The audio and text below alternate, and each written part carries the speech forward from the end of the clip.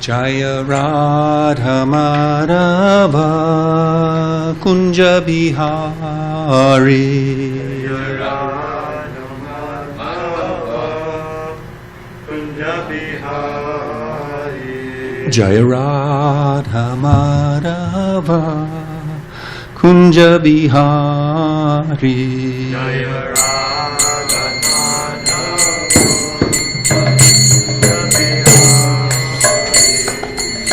Gopijana Vallabha Girivardhari.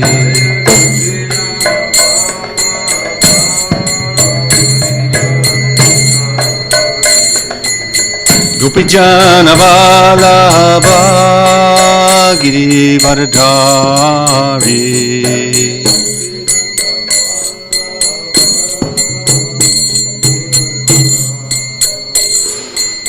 Gopijana Vallabha Girivardhari.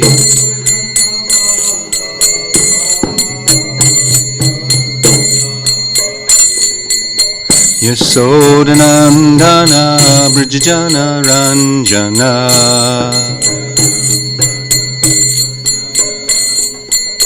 Yasodanandana Brajajana Ranjana.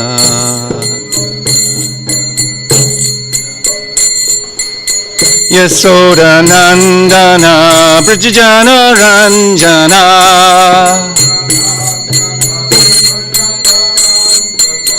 Yasodanandana Brajajana Ranjana.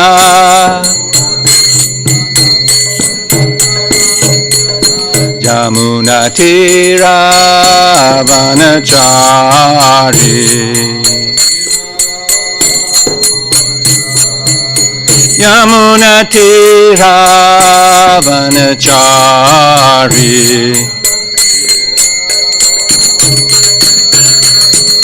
Jaya Radha Madhava Kunja Bihari.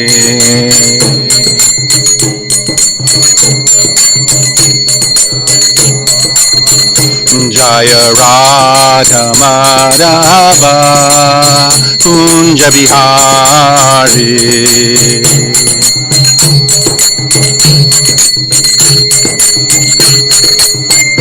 Jaya Radha Girari Radha Girirari Radhe.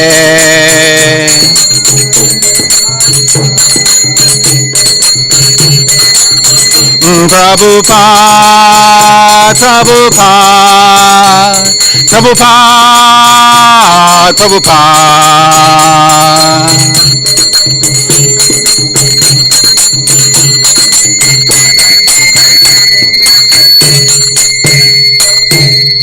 Srila Prabhupada ki. Jayam Vishpad Paramahamsa Prabhajakacharya Sotar Sata Shishimade Si Bhaktivedanta Swami Maharaj Srila Prabhupada ki. ISKCON founder Acharya Jagat Guru Srila Prabhupada ki. Grantaraj Srimad Bhagavatam ki. Samaveda Gaura Bhakta Vrinda ki. Gaur Premanande. All glories to the assembled devotees. All glories to the assembled devotees. All glories to the assembled devotees. All glories to Shishi Guru and Gauranga. Glories to Srila Prabhupada. Namo Vishnu Padaya Krishna Prasthaya Padale Srimati Bhaktivedanta Swaminiti Namane. Namaste Saraswati Devi Gauravani Vicharne Nivishesha Sunyari Paschatya Deshatarne.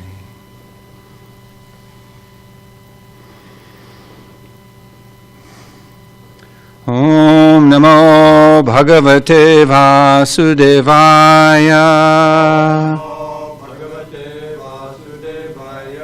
Om Namo Bhagavate Vasudevaya. Om Namo Bhagavate Vasudevaya. We're getting to hear from Srimad Bhagavatam, 4th canto, 29th chapter. Talks between Narada and King Pachinabarhi. Text number 9. Akshani nasike asham iti pancha para kritaha dakshina dakshina karna uttara chotara smritaha paschime iti adho dvara gudam shishnam ihochyate akshani nasike ashyam iti pancha parakrita dakshina dakshina karna uttara chotara smrita paschime ityadho dvara gudam shishnam ihochite akshani nasike asham iti pancha parakritaha dakshina dakshina karna uttara chotara smritaha paschime ityadho dvara gudam shishnam ihochite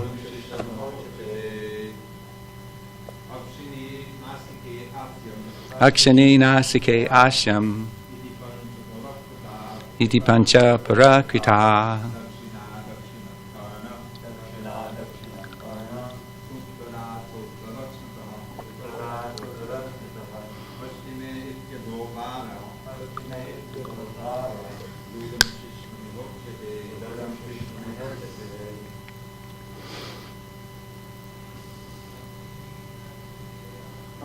akshani nasike asham iti pancha parakrita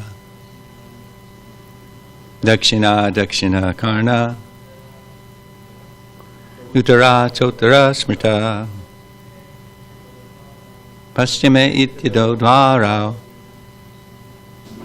gudam shishnam ihochite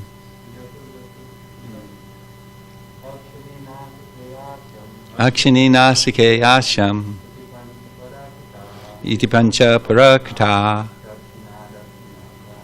dakshina dakshina karna uttara chotara smrita paschime iti adho dvara gudam shishnam ihochite akshani nasike asham iti pancha parakrita dakshina dakshina karna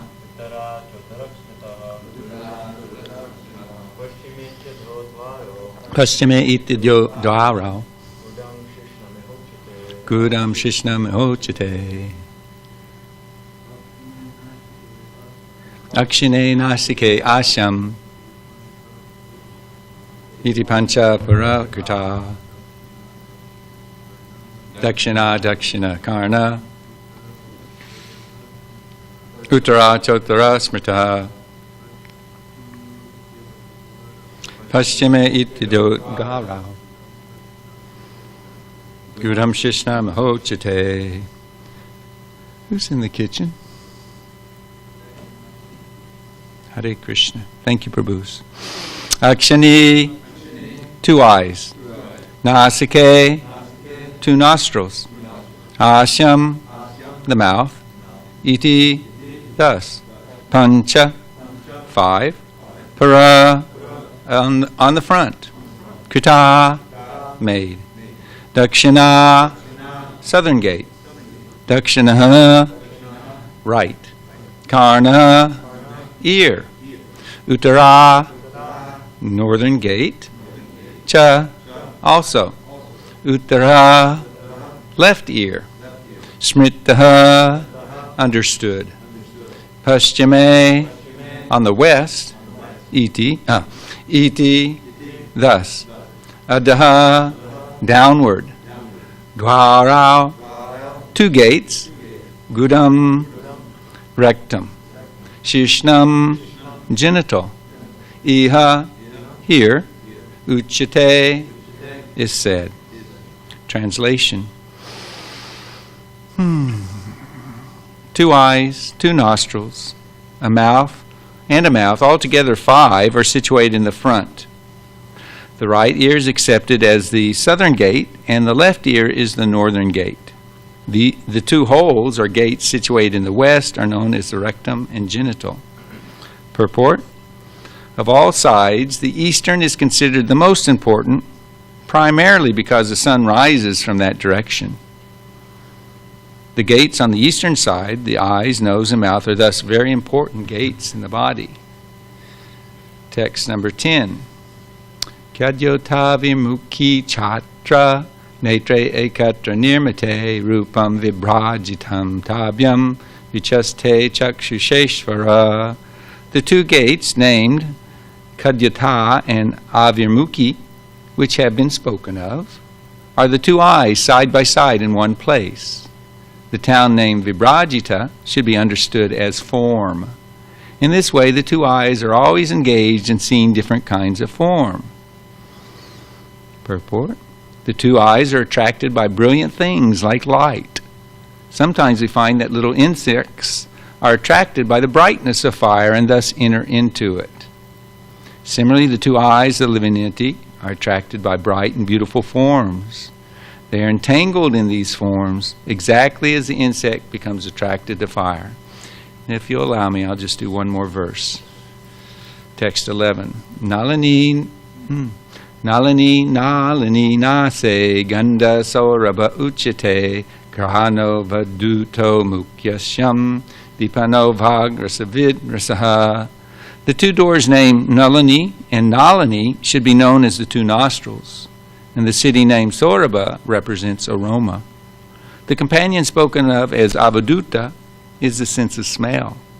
The door called Mukya is the mouth, and Vipana is the faculty of speech. Rasagya is the sense of taste. Purport, 3rd of the 3, by Srila Prabhupada. The word avadut means most free. Pretty cool. A person is not under the rules and regulations of any injunction when he has attained the stage of avaduta. In other words, he can act as he likes. This avaduta stage is exactly like air, which does not care for any obstruction.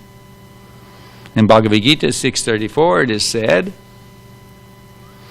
Chanchalam himana krishnam par mati balavadridam tashaham nigraham manye vayor eva seduskaram.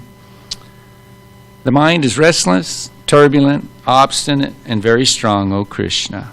And to subdue it, it seems to me more difficult than controlling the wind. End quote. Just as the air or wind cannot be checked by anyone, the 2 nostrils situated in one place enjoy the sense of smell without any impediment. When the tongue is present, the mouth continually tastes all kinds of relishable foodstuffs. If we could pray. Om Jnanatimarandasya Gyananjana Salakya Chakshurmilitam Yena Tasmai Shri Gurave Namaha Shri Chaitanya Manobhishtam Stapitam Yena Bhutale Swam Rupa Kadamayam Dadati Swapadandikam Vandeham Shri Guru Shita Padakamalam Shri Gurun Vaishnavamscha Sri Rupam Sagrijatam Sahagana Raghunathan Vitam Tam Sajivam Sadvaitam Savadutam Parijana Saitam Krishna Chaitanya Devam Sri Radha Krishna Padam Sahagana Lalita Shiva Shakan Vitamscha Hey Krishna Kanana Sindho Dinabandho Jagatpate Gopesha Gopika Kanta Radha Kanta Namostate Tapta Kanchana Gourange Radhe Vrindavanishwari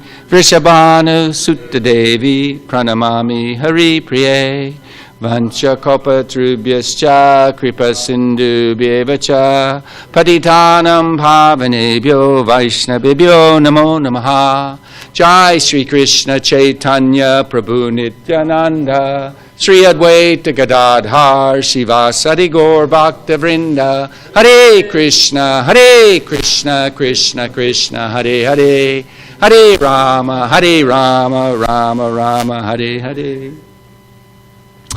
Oh my God. Do you really believe this stuff? That the body's a city and these are gates and go out and enjoy and this and that, but we're not really the body, that we're a person inside the body. You really believe that? You do. You're crazy. Your parents, did they believe it? Probably. Definitely not. Did your teachers in school? The professor? Hold on. I know you firm fanatics. Your professors and teachers in college? Our Bhakti Jamal is going to be entering into that arena. Do they believe this stuff? Definitely not. How about the politicians? Entertainers? Hey, that's something. She's out of a job right now, as far as I understand. But musicians, actors, how about the sports stars? We're kind of like, Prabhupada asks, who is crazy? What is night for the conditioned soul is day for the introspective sage, and vice versa. We're definitely swimming upstream. Nobody accepts that. And I love it. I know I've said it before and I'll say it again. Well, if I'm not my body, whose body am I? It's really hard to get out of the bodily concept of life. Now, I can say I believe. I can't honestly say I've realized. But that doesn't discourage me. But,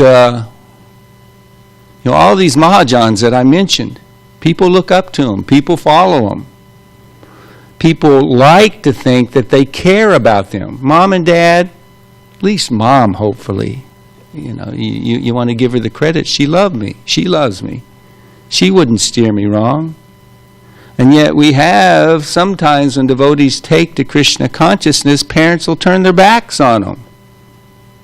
It's like you become a complete useless, What's the word you want to use? Pariah, which means? An outcast. Pariah. There's a word for the day. Ding, ding, ding, ding, ding, ding, ding. That's a cultural reference, if anybody caught it. So, they care about us, the parents. The siblings should care about us. We like to think our friends care about us. But how could they be so wrong? And how is it like there was a period when we were young devotees, they would go so far as to kidnap their children and take them somewhere and, this lunacy of wanting to stop eating meat, enjoying sex, intoxication. They'd force them to engage in these things. Torture them, basically. Horrible. And they were doing it out of love to help the devotee. How misguided is that? I mean, really, when you go down the rostrum of all the players in your life, who really believed and who really cared? In my life, I have to say there was one elderly Indian Bengali gentleman who had been given instruction by his spiritual master, and he came to the West to spread this, which is totally against everything we were ever taught, that we ever learned before hearing from a devotee, from the spiritual master in Vedic scriptures. Everything. So basically, we're saying it's all a lie. Everything has been a lie. I mean, that's an earth shaker, really.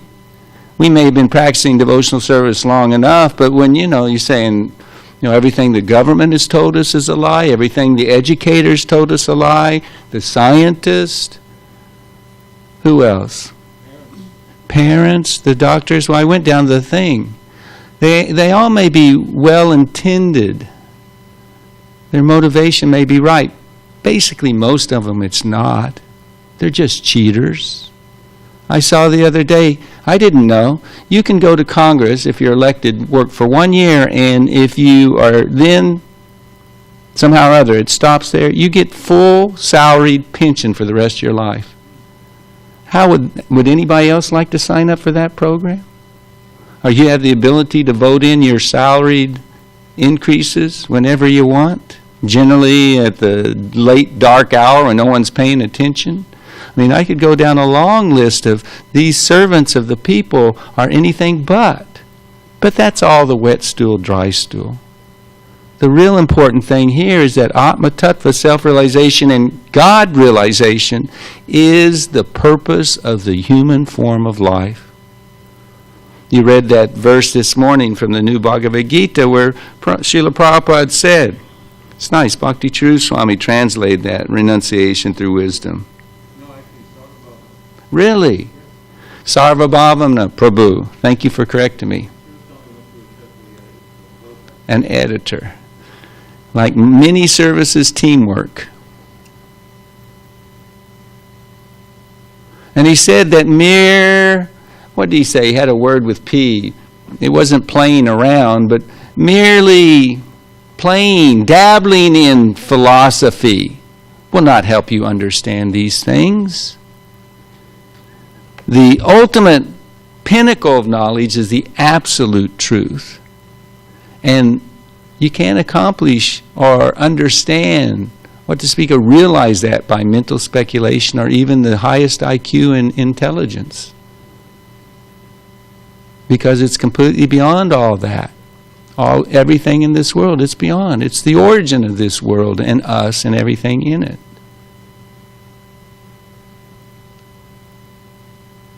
It's like us trying to speculate if we only knew our mother. There's a number of examples in Scripture. Narada Muni in his previous life, or that boy who approached the spiritual master saying, "Who's your father?" He went to ask his mother, "I don't know." You can't speculate who your father is. You have to be told. You weren't conscious at the time of inception. You don't know. So how can we know our origin, the origin of this world? Narayana Paro Vyaktat, he who is existing even before the creation takes place. Impossible. How's it work then? In essence, the big part, there's two parts to it, but the big part is he has to reveal himself. If he doesn't introduce himself to us through the devotees, through the books, through the Harinams, through the spiritual masters, how will we ever know? We were born in the darkness of ignorance, and our eyes are blinded shut. These verses are talking about how the senses work and how the conditioned soul is trying his best to get out and enjoy. But even though people think they see, they don't see anything at all. They just see an illusion, the lie. And this has been going on since before the creation, a previous creation. Who knows how long the conditioned soul's been in the material world? To say since time immemorial covers it. Who knows how many creations, lives of Brahma we've been around.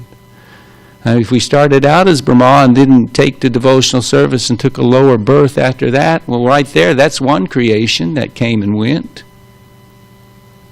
So we can safely assume that we've been through two creations minimum. I mean, this is serious subject matter. And yet nobody's talking about it. Nobody has a clue. Why? Because they don't want to know. Because they've been told that the goal is outside the body and it's something to be captured, to be measured, to be squeezed and enjoyed. It's a world of exploitation. For a devotee, it's all auspicious. The universe is all auspicious. For the non-devotees, it's all bad. Anything except and aside from Krishna's devotional service, it simply causes misery for the conditioned soul. So, what is up is said to be down. What is good is said to be bad. It's quite a conundrum. It's a world of perplexities. Because even though we've taken to devotional service, if we're honest with ourselves, it's not like material desires have quit popping up into our mind. I mean, I'm assuming, I can speak personally, if King Kular Shekhar says, as a Paramahamsa, whenever the thought of sex life enters into my mind, I spit at the thought, he's a Paramahamsa and he's having that thought. The guest told Srila Prabhupada, well, thank goodness in old age lust is finished with. And Janani Vasa explains he had been busy with something on his desk. The man was talking, and then he went, huh? Person repeated himself, and at least in old age, the lust decreases. It's you're done with it. Said no. For the conditioned soul, never. That is part and parcel of what has kept us here and kept us going life after life. Life after life. Thinking that which will bring us happiness, when in fact, in that ignorance, the covering potency of Maya, we've been being kicked silly, slapped, kicked, gutted. Life after life, repeatedly. At every moment. When I first sat down on the chair and I sat in the cross-legged position, well, there went the old left knee going, started talking to me. So because to greater or lesser degrees we identify with the body, then these things affect us.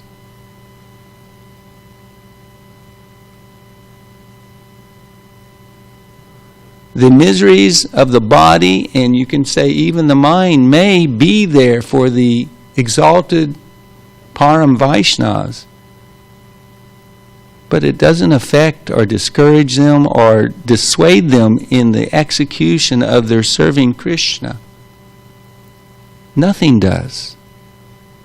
And that's the definition of pure devotional service. Savai pumsa paro dharmo yato bhaktir hoksajay haitaki apitiyata yayatma supersiditi. No interruption.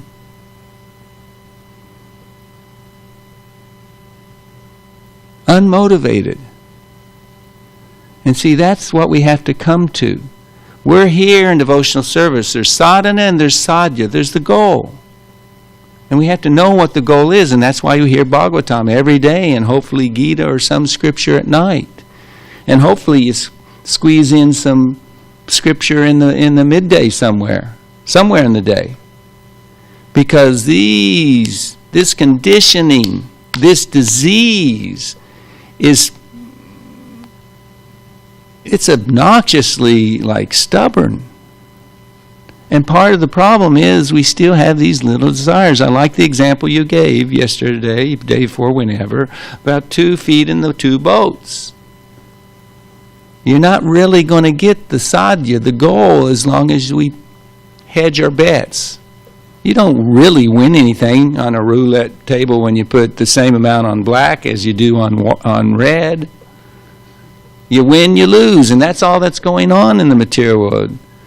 Looks like you're getting a step ahead, and then all of a sudden you got 2 steps, you're kicked back 2 steps. No one, it's repeatedly said, no other process besides devotional service extinguishes the miseries and gives one happiness. Repeatedly said in the Bhagavatam by different devotees. Only bhakti. So what to do? These senses are so powerful. What to speak of the mind? It's like the wind. Uncontrollable. Boy, did you hear the wind last night? Where I was, it was just blowing, and it was quite the storm. While chanting, here in the temple you probably couldn't hear, but it was just like, I have a vent in my kitchen, and you could just hear it howling. The wind, who can control it? Nobody but Krishna. Are those he has authorized and deputed to control it, like Vayu? So the mind, it's a rascal, but as Maharaj pointed out, we have to practice with determination. Krishna says it's possible. So that's the second part of the equation. How do we understand the absolute truth? How do we understand who we are? Fully, meaning eternal servant of Krishna, not just that we're spirit. Separate from the body, distinct from the body. This is the second part. From our side, we have to be focused. When was the last time you Prabhus were brought to your knees and actually prayed earnestly, Krishna, please help me here? When was the last time tears came to our eyes when we realized, I can't do it by myself? We can't. Daivayesha gunamayi mamamaya dharatya. It's impossible.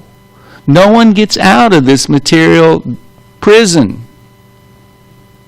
unless Krishna and his representative open the door, take us by the hand and showing us the way, lead us out, take us out. You have to have the mercy. Without the mercy of the Lord. But how does the mercy come? Now when Lord Chaitanya was on the planet, he and his associates, they were freely distributing. I mean, it was all you had to do was be in the right place. In fact, because of the desire of Vasudev Dutt, it said everyone got liberated. Back to home, back to Godhead, just because his desire was so serious, so intent. Can you imagine asking to take on the suffering of every living entity, what they deserve? Let me have it, so they can go back and eternally serve you. Inconceivable. That's what love for Krishna will do to one. When you love Krishna, then everything flips. It's no longer about what I like and don't like. As Bhaktisiddhanta Saraswati Thakur said, the distance between you and Krishna is how much you're putting into the thought, I like this, I don't like that. For the pure devotees, that doesn't even enter. It's not part of the formula. What does Krishna like? What does Guru like? What does Krishna and Guru tell me not to do? Those two things, what's favorable, what's unfavorable. So they're free. They're independent. Some of them manifest that independence as an avadut. They can do any dang thing they want. Nityananda Prabhu is the perfect example of an avadut. We have a few in the Bhagavatam. Rishabh Dev, the Python Man, etc. Rules and regulations don't apply. In the beginning of yoga, work is said to be the means. Sadhana bhakti. You better follow the rules and regulations, the do's and the do-nots, or you don't even have a chance to get in the game. But then when one achieves perfection, cessation of work is said to be the means. So whether you work or don't work, it doesn't matter, because you have nothing you're aspiring for, nothing you're afraid of or trying to reject. You're independent. You're free. That's only for the Paramahamsa Vaishnavas. Now, if you go to the complete opposite end of the spectrum, you got the completely deranged, mad fools. There's many of them wandering the streets. Man, I thought about the homeless last night. Oh my God. I one time was caught in a storm hitchhiking, and I had a sleeping bag with me, but I was caught. I was going down, trying to go into Mexico, and got caught in one of these cold, solid, all-night rainstorms, no shelter, just kind of Me and my traveling companion huddled under a bush, a kind of a big desert-like bush, practically speaking, no shelter. We were miserable. Well, those who are fools, mad, deranged, they may or may not even realize it. They're the only one you can say in this material world is happy, aside from those who are truly happy. And they're only happy, not realizing they're miserable, because they're completely illusioned.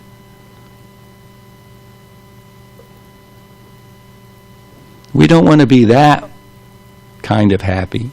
We want to be Krishna's devotee.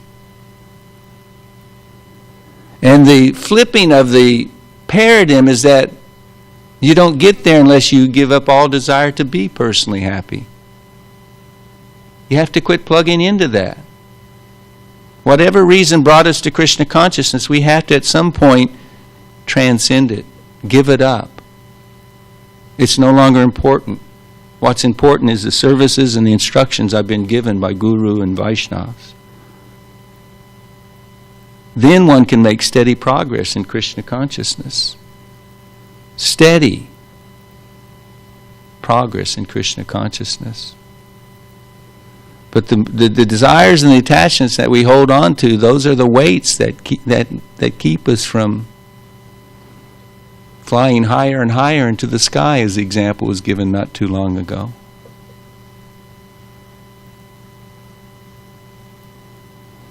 But it's a gradual process. We've got these senses. We're attracted to the objects of these senses, or we're attached to the so-called information that is labeled as knowledge that we receive through the knowledge-acquiring senses from people who didn't actually have knowledge.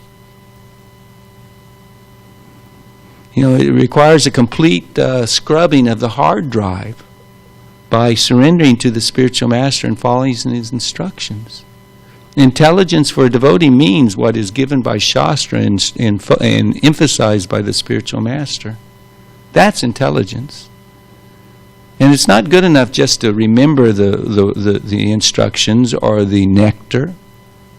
That's not good enough just to remember and to be able to repeat it. It's all about the desire. Have we come to the point where we thoroughly realize, like Srila Prabhupada was on a morning walk one time, and generally leaders of our movement, the senior devotees, got to go with Srila Prabhupada. As time passed on, certainly when I joined, it wasn't anybody and everybody who could go on a walk with Srila Prabhupada. And I think this was mentioned sometime in the near distant past, if that makes sense. Not that long ago. But Srila Prabhupada stopped and turned around, and I'll get the essence of it right. Maybe not exactly word for word verbatim, but it's such a small exchange. The essence is definitely spot on. He turned around and he said, I know you're all basically atheist, but Krishna really is real. Krishna does exist.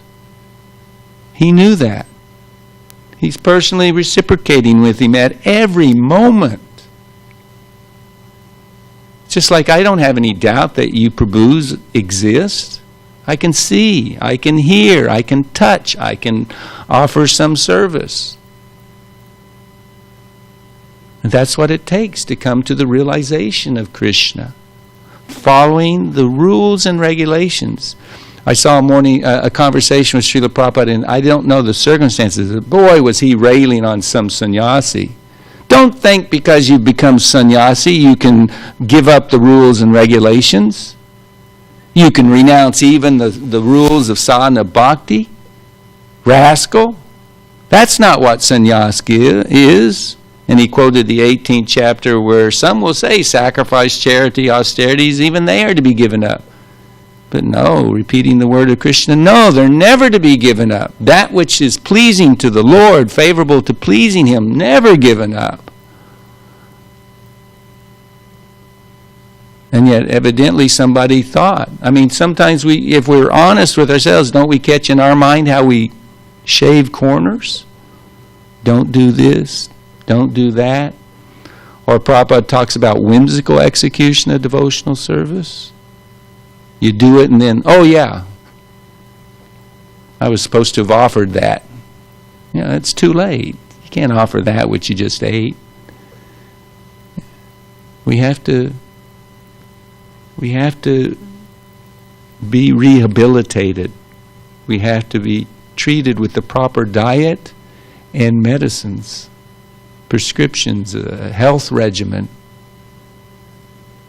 And that's the process of Krishna consciousness. The pure devotees show us how they're meant to utilize the senses. Maharaj Ambarish was the perfect example. He's the exemplar of Atmanivedanam, offering everything in the service of the Lord. We have a few senses mentioned here. With his eyes, how did he use his eyes? Meditating upon the deities of the Lord. You can't see God because you don't have the spiritual vision to see Him, so He appears before us. If you can't see Him, how do you serve Him? Intimately serve Him. How do you develop an intimate relationship with Him? He's right here. Shri Radha and Krishna, Shri Gaur Nitai, Jagannath, Balaram, Subhadra, they're all right here. They're offering us the opportunity, render service to me. Develop your personal relationship with me. Reawaken it. Krishna is so kind. And how did he use his sense of smell? Not Dravida, but somebody else. You remember? Yeah, it's specifically in the Gita purport, Srila Prabhupada said, the lotus flower. The reddish pink flowers, pinkish red flowers at the feet of Giridhari today, they kind of look like lotus flowers. But I guarantee you if they're not, they don't smell like lotus flowers. If you haven't, has everybody here smelled a lotus flower before?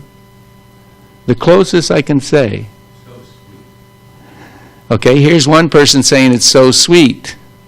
How would you describe a lotus flower? Huh? Wow! They're so sweet, they smell like candy. Smell like candy, they're so sweet. Now I was hoping we'd get at least a couple of blind men dealing with the elephant to try and explain what an elephant looks like, what he is. The thing that comes to my mind when I smell the lotus flowers, you have to be in Mayapur at the right season. That's the thing. That's my field of experience. Somewhere where they're in season. Because the ones that Giridhari Priya Prabhu brings down for the pleasure of their lordship, I know they're accepted, the devotion with which they're offered, but they don't have the smell like they do in the Dham. But to me, it smells like the wetness of water. There's a coolness and a wetness. It's an intoxicating smell. There's no other flower like it. Now that doesn't really help you understand, does it? Maybe a little, but sweet, candy, wet water. But the sense of smell is meant to smell the incense in the flowers offered to Krishna.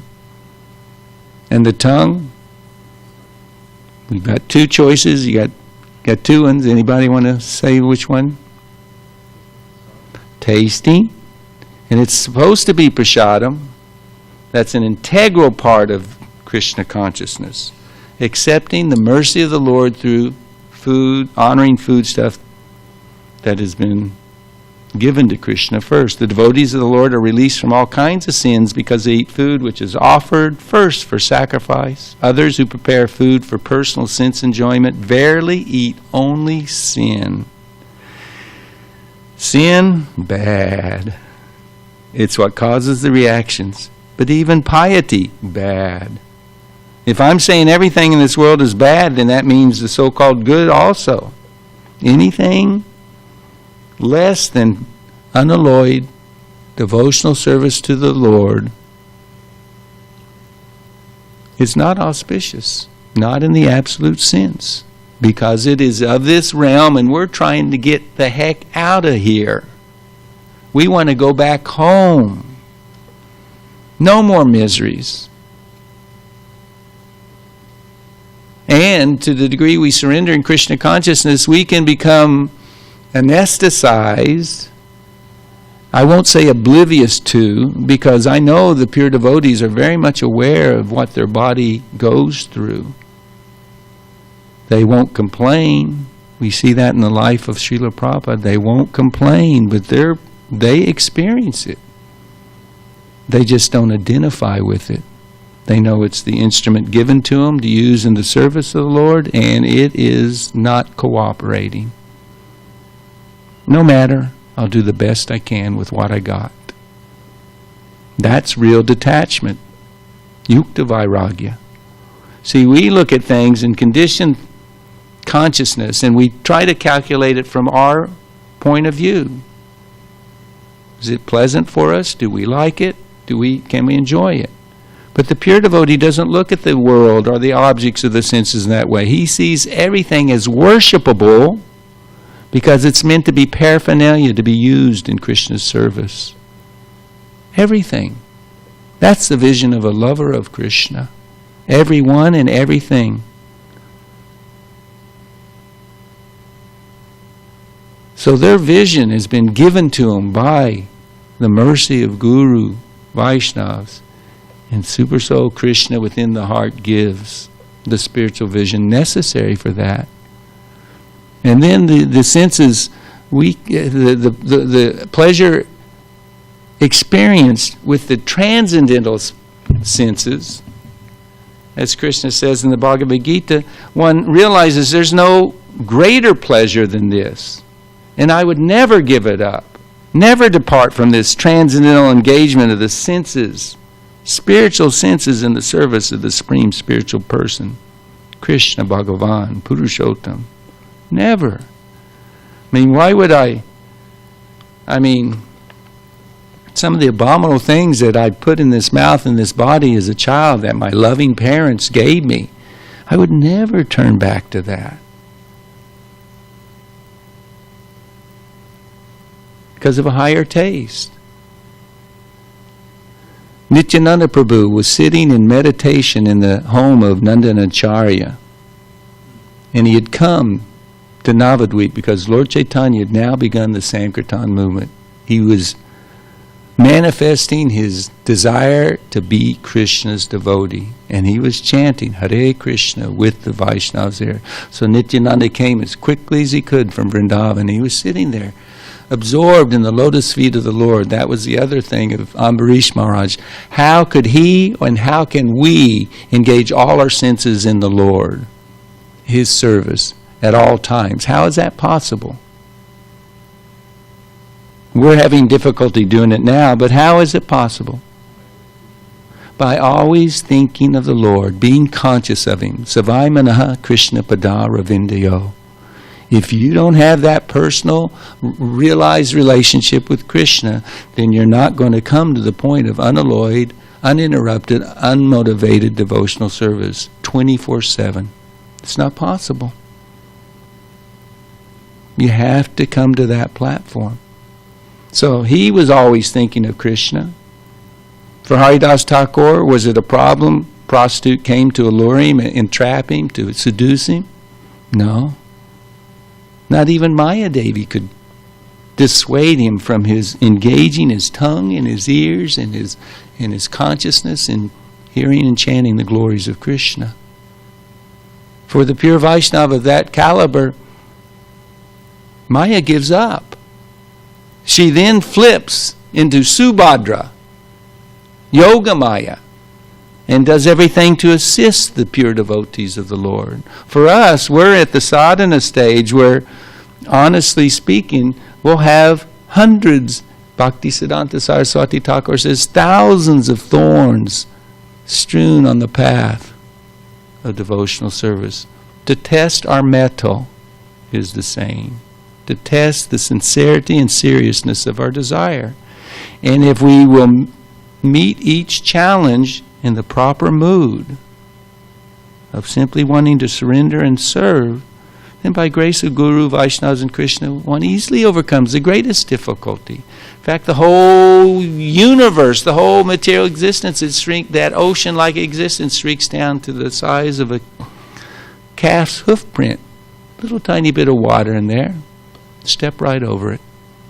When Dhruva Maharaj was ready to leave, death came to take his body. He just stepped right on the head of death. Well, thank you. and into the Vaikuntha airplane. Everything. All the agents in charge of the material universe, they eagerly seek the opportunity to serve those who have reached the perfection. So Nityananda is sitting there absorbed, and when Lord Chaitanya came into the room and he became aware of him, all of his senses became fixed on the Lord. It was as if he was drinking the beauty of the Lord through his eyes, as if he was licking the sweetness of the Lord's body with his sense of taste. Thrilling, any word spoken, heard by the Lord. Everything. When one is actually in Krishna consciousness, then the senses, it is such a heightened awareness.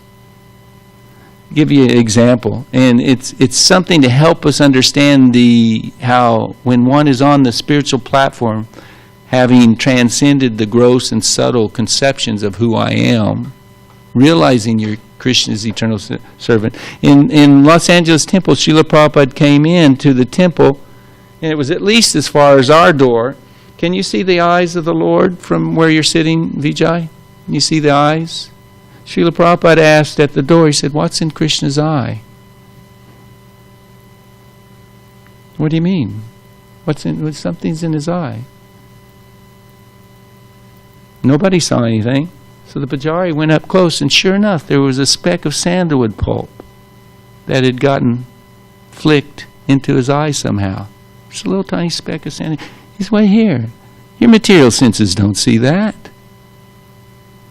That's the spiritual senses. It's an example that outwardly we can, that's not possible, because it's transcendental to what we've experienced. But if we will follow the example and the instructions of these pure devotees, gradually we will come to that point. Engage our senses in the way they tell us. This process is so invaluable. There's nothing that can replace it. Follow it the way it's given. Don't add, don't subtract. Don't go lenient on yourself in what you hear within your heart you should do. Why do you hear it in your heart? Because you've heard it come through the ears. So this process is so joyful. Taking the prasadam. Do you know that those who are on the level of pure unalloyed devotees, even when they take foodstuffs, Krishna is relishing it through the taste on their tongues. Krishna is enjoying the taste of prasadam through their eating. Like, it might be an interesting fact for some of you. Did you know that most of the cooks, that when they cooked for Srila Prabhupada, they didn't offer the foodstuffs to deities? Did you know that? They just offered it directly to Srila Prabhupada, knowing that his whole consciousness is about doing everything to please Krishna. And Prabhupada, he set the example for us, one who has love for Krishna, how he honored prasadam. He would share if somebody was there, but for the most part he would want to eat alone. Here, have some. Please take this. That's enough. Thank you for your service. And then he would honor it alone. Chew every bit. Chew it and relish it. You know, the pure devotee, he had a watch that was given to him that would wind, kept in time, proper time by movement. It stopped working on him because his movements were simply in service to Krishna. He didn't flail around like you and me. If there was something to be done, he did it exactly, attentively, and perfectly, without any extraneous energy or endeavor. He did what was needed. He was so attentive to the details of all services he rendered to Krishna and Guru. And it's explained by the servants of Srila Prabhupada. When you went into his presence, it was like you had entered into I can't remember the exact, it was like a peaceful atmosphere. All hell could be going on in the world or even in the movement. Such struggles, such heavy-duty things taking place in the movement. But when you were in Prabhupada's presence, calm, peaceful, because he was with Krishna. He was always thinking of and serving Krishna. And it's interesting, by hearing the glories of the Lord, transcendental knowledge is reawakened within the heart. It's revealed to the devotee. And by the detachment that results, that comes from that knowledge, Vidura says that one becomes peaceful. The world can no longer disturb one. I'm just going to read one little bit and I'll wind it up because of time. But Srila Prabhupada says, as long as the material body exists, one has to meet the demands of the body, namely eating, sleeping, defending, and mating. But a person who is in pure bhakti yoga, or Krishna consciousness, does not arouse the senses while meeting the demands of the body. Rather, he accepts the bare necessities of life, making the best use of a bad bargain, and enjoys transcendental happiness in Krishna consciousness. He's callous towards incidental occurrences such as accidents, disease, scarcity, and even death of a most dear relative. But he's always alert to execute his duties in Krishna consciousness or bhakti yoga. Accidents never deviate him from his duty. As stated in Bhagavad Gita, Agamapayano nityas tam satiksha savarta. He endures all such incidental occurrences because he knows that they come and go and do not affect his duties. In this way, he achieves the highest perfection in yoga practice. Thank you, Dravida. Are there any questions or comments?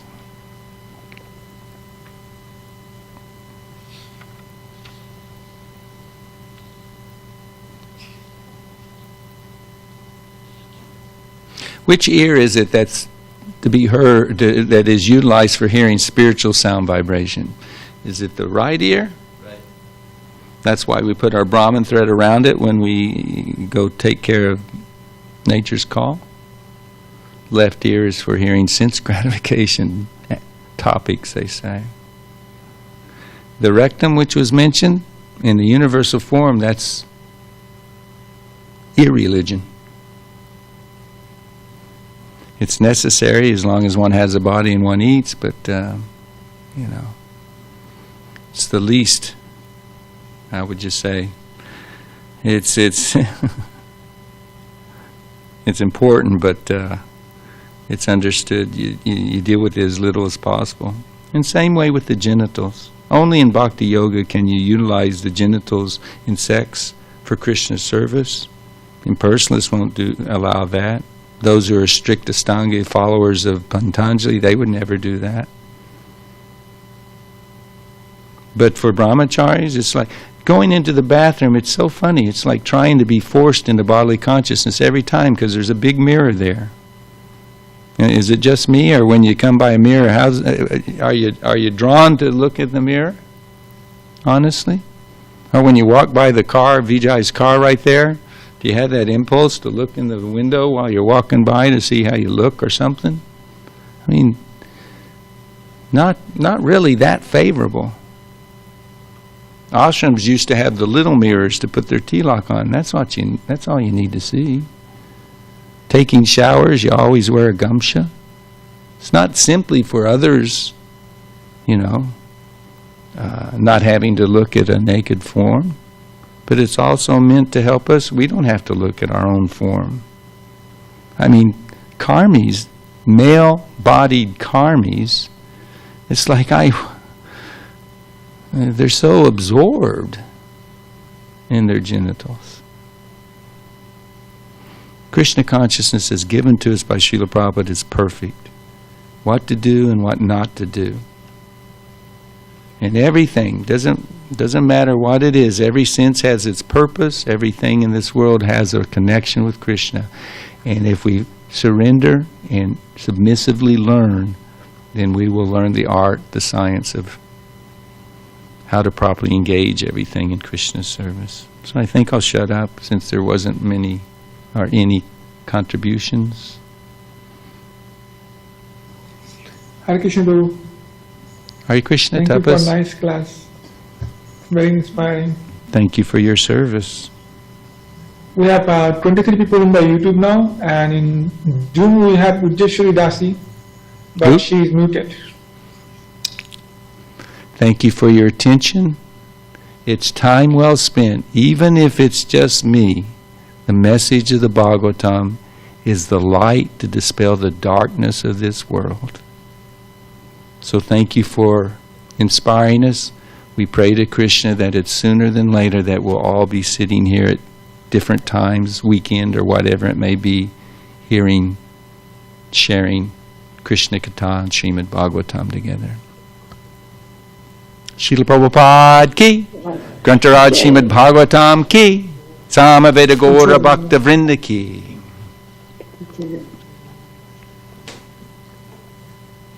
Oh, forgot Jagadish Pandit. His appearance day, 10 days ago, it was his disappearance day, and he's the one who, with Haranya, his friend, cooked the nice offering for their deities on Ekadashi, and Lord Chaitanya, as a small child, cried and cried and cried, what's wrong? Jagadish and Haranya, they have cooked foodstuffs for Vishnu. If you'll give me those, I'll be satisfied. Then I can maintain my life. How does this small child know it's even Ekadashi, and how does he know that the distant house, not somewhat distant, they've offered a nice feast to the Lord?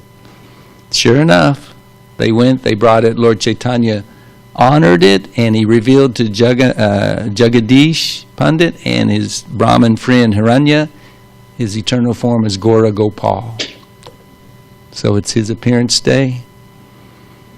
He's the embodiment of love of God, and he distributes it like these rain clouds have given us rain here today in SanDiego. That's how Krishnadas Kaviraj Goswami glorified him. Jagadish Pandit ki.